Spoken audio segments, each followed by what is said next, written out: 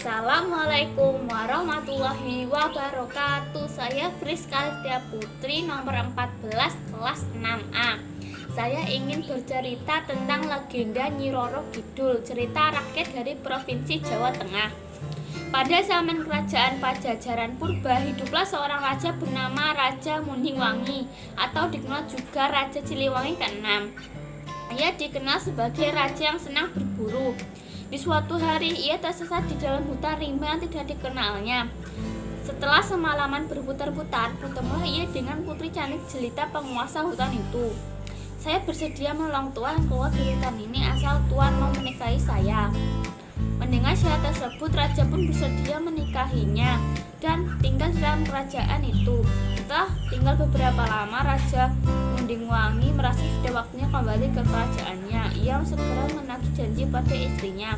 Sang istri masih sedih namun tetap mengizinkan raja untuk kembali ke kerajaannya. Sesuai janjinya, Raja Mundingwangi diantar untuk keluar hutan. Kakanda, sesekali datanglah menjenguk hamba. Jika ada kesempatan berburu, aku pasti kemari. Kepulangan sang raja disambut gembira oleh rakyat Pajajaran. Mereka mengira selama ini rajanya telah tewas dalam pemburuan permaisuri, dan seisi istana pun mengadakan pesta besar-besaran untuk menyambut kembalinya Raja Mundingwangi. Suatu malam, raja yang sedang tidur mendengar tangis bayi di luar. Didatanginya suara itu, ternyata ada bayi tergeletak di pojok taman. Ketika raja hendak menggendongnya, tiba-tiba muncul wanita cantik yang sangat dikenalnya. Tidak salah lagi, dia adalah istrinya yang tinggal di hutan. Kakanda Mundingwangi, bayi ini anak kita. Dia aku serahkan padamu untuk dibesarkan di kalangan manusia. Sesungguhnya aku ini dari kalangan siluman. Setelah menyerahkan bayi itu, sang putri menghilang. Raja Mundingwangi pun tercengang kebingungan. Namun segera ia melaksanakan amanah itu. Bayi itu dibesarkan di istana dan diberi nama Putri Kadita. Putri Kadita tumbuh menjadi gadis yang sangat cantik dan baik hati. Seiring bertambahnya usia, Raja Mundingwangi ingin menurunkan tahta kerajaan pada anak keturunannya. Akan tetapi ia bersedih karena belum mempunyai seorang putra penerus kerajaan. Meski Raja Siliwangi sudah memiliki seorang putri yang berparas sangat cantik, ia tetap bersedih karena tidak memiliki seorang putra. Demi mewujudkan keinginannya memiliki seorang putra, Raja Siliwangi akhirnya memutuskan untuk menikah lagi. Atas persetujuan putrinya, ia kemudian memperistri Dewi Mutia. Setelah beberapa waktu, Dewi Mutia akhirnya mengandung seorang putra. Namun dengan alasan ngidam dari sang putra, Dewi Mutiara banyak memohon permintaan kepada raja. Ada saja permintaan yang harus selalu dituruti. Suamiku, aku ingin makan makanan istimewa kerajaan setiap hari. Ini permintaan bayi di dalam perutku. Baiklah istriku, akan kuperintahkan mereka untuk memasakkan makanan istimewa setiap hari. Sesuai semua permintaan Dewi Mutiara dituruti. Namun semakin lama permintaan Dewi Mutiara semakin aneh. Pada suatu siang, Dewi Mutiara kembali mengajukan permintaan aneh yang menyulitkan sang raja. Suamiku, selama hamil aku sering merasa aneh pada Putri Kadita.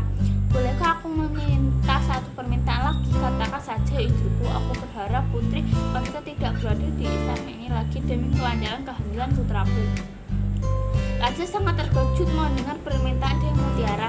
Bagaimana mungkin ia mengusir putri kesayangannya dari istana? Karena permintaannya yang tidak masuk akal, raja tidak mengabulkan permohonan Dewi Mutiara. Istriku, permintaanmu tidak mungkin aku kabulkan. Bagaimana mungkin aku mengusir putriku sendiri? Itu sangat tidak mungkin. Mendengar jawaban sang raja, Dewi Mutiara sangat marah dan kecewa sekali. Ia diam-diam menyimpan dendam ke dalam hatinya. Ia mencari segala cara untuk bisa mewujudkan keinginannya. Setiap hari diam-diam Dewi Mutiara memanggil seorang tukang sihir dengan suara sedikit berbisik karena takut diketahui raja. Dewi Mutiara bertemu dengan penyihir di taman belakang istana. Kalau kau bisa membuat putri Kadita menjadi putri buru-buru yang betul busuk, akan kuberi hadiah besar, sangat besar. Baik tuan ratu. Pada malam harinya, sang putri Kadita sangat terlelap tidur. Berhembusnya angin ke dalam kamarnya. Angin itu berbau busuk mirip bau bangkai. Bau tak sedap memenuhi ruangan kamar Putri Kadita yang sedang tertidur. Tidak merasa aroma busuk dalam kamarnya. Di pagi hari saat Putri Kadita terbangun, ia menjerit-histeris. Alangkah kagetnya sang putri melihat seluruh tubuhnya penuh kudis, bernanah dan berbau tidak enak. Apa yang terjadi padaku? Kenapa tiba-tiba tubuhku dipenuhi kudis seperti ini? Rajaku duka dipenuhi kudis. Sang raja mendengar kabar itu menjadi sangat sedih hatinya. Ia mendatangkan banyak tabib untuk menyembuhkan penyakit putrinya yang kesakitan, namun tak satu pun yang berhasil mengobatinya. Mohon ampun Tuan Raja, penyakit Putri Kadita bukanlah penyakit biasa. Hamba tidak berhasil mengobatinya. Aku mengerti ada yang aneh pada penyakit putri.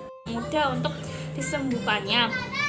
Masalah yang terjadi ini dimanfaatkan oleh Dewi Mutiara untuk mempengaruhi sang raja. Dewi Mutiara menuduh Putri Kadita akan membawa kesialan bagi seluruh negeri karena raja tidak ingin putrinya menjadi gunjingan di seluruh negeri. Akhirnya raja dengan berat hati menyetujui usul Dewi Mutiara untuk mengirim putrinya keluar kerajaan. Putri Kadita pun berangkat seorang diri meninggalkan kerajaan. Walaupun perasaannya sangat sedih, tetapi dia tidak punya dendam pada orang yang membencinya. Ia yakin bahwa Tuhan akan membalas atas semua yang menimpanya. Ia tetap berjalan sambil menangis. Siang dan malam Putri Kadita berjalan menyusuri hutan hingga akhirnya ia tiba di Gunung Kombang. Di sana ia bertetap memohon pada Tuhan agar wajahnya dikembalikan seperti semula. Di Gunung Kombang ia mendengar suara seorang wanita. Anakku Putri Kadita, berangkatlah menuju selatan, masuklah ke laut dan bersatulah dengannya. Siapakah engkau, wahai pemilik suara? Aku adalah ibumu, anakku. Ibu mengapa tidak menampakkan diri? Kelak kau akan tahu laksanakan perintah ibumu, anakku. Ibu! Putri Kadita pun ke arah selatan seorang diri. 7 hari 7 malam Putri Kadita berjalan hingga ia tiba di pantai laut selatan. Putri Kadita berdiri memandang luasnya lautan yang penuh ombak. Ketika sedang terdiam, lagi-lagi ia seperti mendengar suara memanggil agar ia menjebakkan diri ke dalam lautan. Semakin lama suara itu semakin kuat terdengar sehingga membuat Putri Kadita penasaran. Masuklah ke dalam dan bersatulah dengan lautan. Masuklah ke dalamnya dan bersatulah dengan lautan. Akhirnya dia pun mengikuti panggilan tersebut. Dia berjalan terus menuju laut lepas. Ketika tubuhnya tersentuh air, tiba-tiba tubuhnya putih kembali. Tak ada satupun kudis ataupun kurang, bahkan ia tampak lebih cantik dari sebelumnya. Putri Kadita sangat bahagia mendapati wajah tubuhnya kembali cantik dan mulus seperti sedia kala.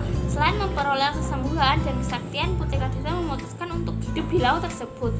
Ia segera menguasai seluruh lautan dan isinya. Dia pun mendirikan kerajaan megah, kokoh, indah, dan berwibawa. Dengan ribuan pasukan yang senantiasa mendampinginya, diyakini yang disebut Nyi Roro Kidul, sang ratu laut selatan Pulau Jawa. Pesan yang didapat dari cerita di atas adalah kita harus berhati-hati untuk melakukan sesuatu agar kita tidak menyesal kemudian. Wassalamualaikum warahmatullahi wabarakatuh.